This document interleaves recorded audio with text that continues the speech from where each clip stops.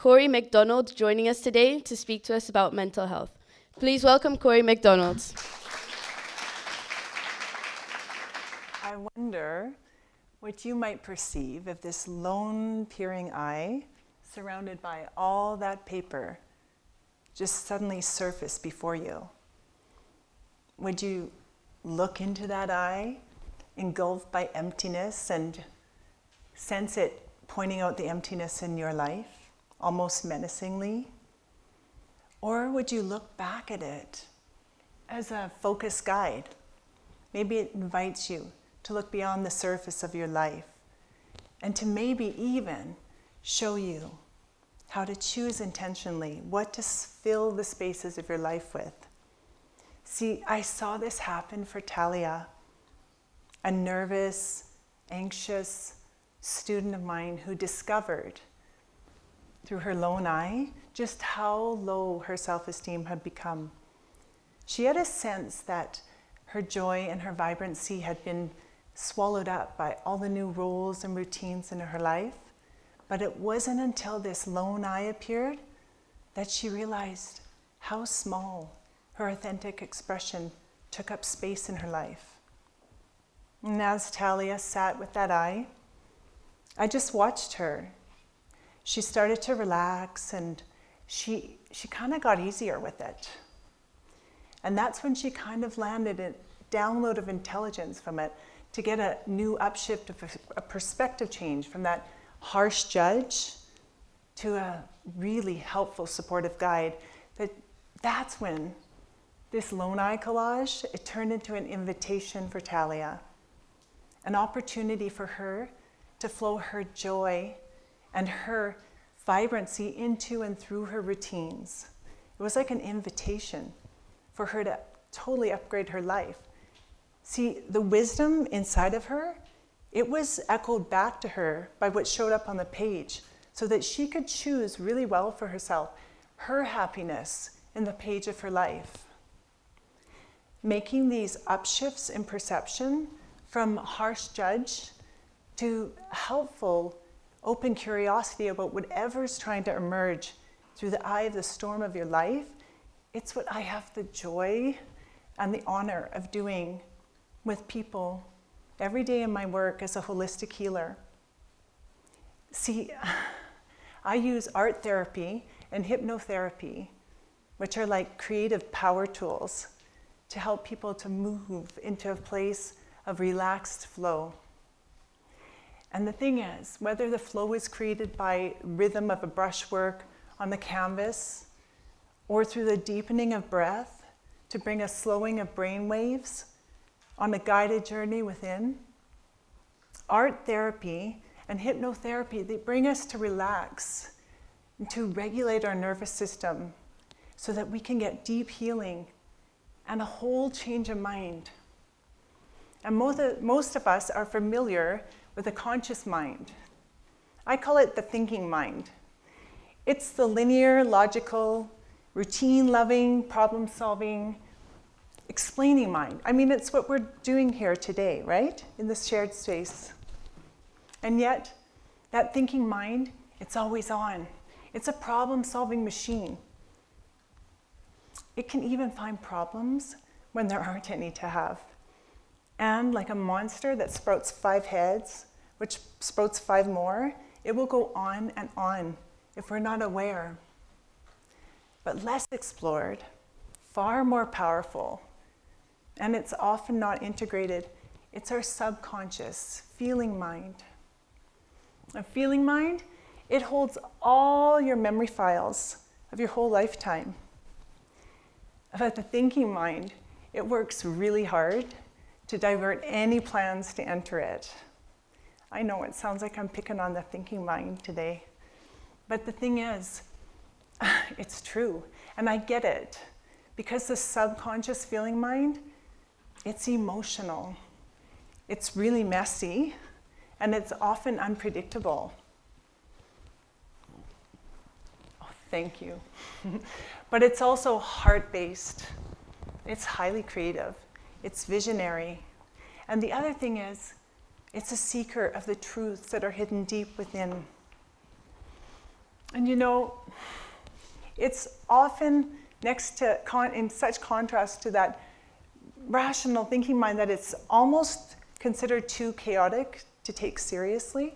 And yet it's this very chasm between our two minds that's at the core of anything that needs healing, whether it's anxiety or heartache or burnout, any and all kind of dis-ease in body, mind, and spirit. And for those who operate mostly in their thinking mind, it means missing out on a wealth of information and insights, especially around whatever it is that's troubling you. See, the thing is, when the things on life look really, really good on the surface, and there's something hooked underneath that's just not working through, that's when it's time to go within. And this was the case with Naoko. Naoko was the mother of a son who was someone who I was taking care of in my art therapy practicum many years ago. And she was so fascinated by his growth and his change and his confidence and his ease with life that she asked me to hold a parent workshop so that people in the community could experience what her son had had in his growth. So soon after, the workshop was on. I remember Naoko and several parents coming in to the room, and after introductions and some explanation, we just took some time to circle up and to bring our breath inward. Then everyone went off to custom cut a piece of paper, which would serve as their canvas to hold whatever was most alive for them that day. See, they were working from their feeling minds, and to share their emotions on the page. Our emotions, our energy in motion. So I invited them to do it in any way, with their lines, their rhythms, their colors, their shapes. In the middle of the room was an art supply table, like a buffet of preschooler materials, all there for anyone to feel comfortable to use. Things like tempera paint, sponges, brushes, pastels. I think I had glitter too. So in they came, like birds descending on all these materials to go to their space where they had taped their paper onto the wall. And I watched Naoko. She kept really low, and she kind of put herself away from everyone else. She had pulled such a big piece of paper, about 2 meters wide, 1 meter tall. And she sat low. Unlike all the others, standing on the vertical, she went horizontal. And she mixed, sitting cross-legged on the floor, deep, deep colors, umbers, siennas, grays. She worked and worked, and it wasn't long before Naoko, with quiet concern, realized she had painted herself into a huge, dark, cave-like hole. Now, this wasn't easy for Naoko to sit with, especially with all the colorful artwork literally growing up all around her. And yet she sat with it, she faced it, and she owned it. She took full responsibility for her cave. And you know, Naoko, long after that day, she discovered so many things in there with me as we worked privately. But in that morning, she didn't try to pretty it up and overlay colors on top to match everyone else. She just decided to sit with it, and she invited me beside her. And then she whispered 3 things to me I'll never forget. She said, "What is in there? And is it time for me to go inside? And what might I uncover if I journey within?" See, Naoko is not alone. In my work, I've come to see that most of us were longing to reconcile with the deepest, darkest parts of us, to transform ourselves and to live an integrated life. All too often, we're not able to just be patient enough to learn for such moments, to just sit in quiet curiosity. Often we try to problem solve pain, but pain is there for us. It's saying pay attention inside now. And when we push it away or ignore it, we're actually working from reactivity, which means we end up getting exhausted and overwhelmed because, well, our nervous systems are dysregulated. Please don't settle for a surfacey coloring book kind of life. You have so much information within you waiting for you to explore it, to share with yourself, so it spills out into the world. And the thing is, all of us have this inside of us. So much so. We just don't know it. It's called something I called the creative intelligence. After taking that in, I wonder if you can feel an upshift in your perception, knowing you're masterfully creating your life.